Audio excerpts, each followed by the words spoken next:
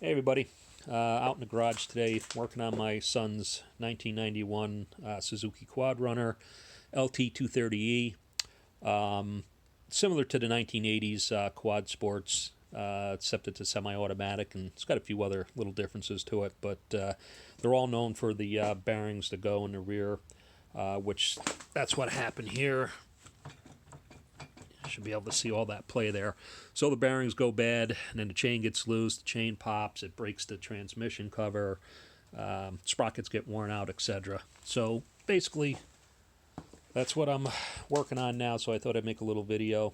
Maybe it can help some other people. It's my first time doing this type of project anyway. So got all kinds of parts that I found online, some new old stock stuff. This is the rear skid plate. Where the rear sprocket is. This guy's on order. I think they call that a buffer.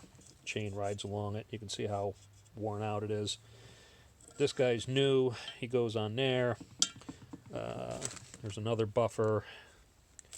And I think there's another one I still have to order yet. There's more to it than I thought. Matter of fact, here's the side buffer.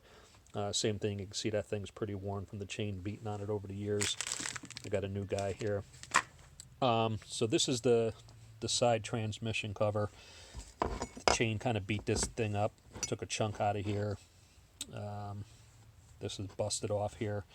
But it was on there. It was still doing the job, but I couldn't, put the proper cover and stuff back on. I was able to find a new old stock side cover for it that goes over the front sprocket area. This guy right here, that's supposed to protect it if the chain does pop. So that's the new one there. This guy goes on here somehow. Still got to figure that out.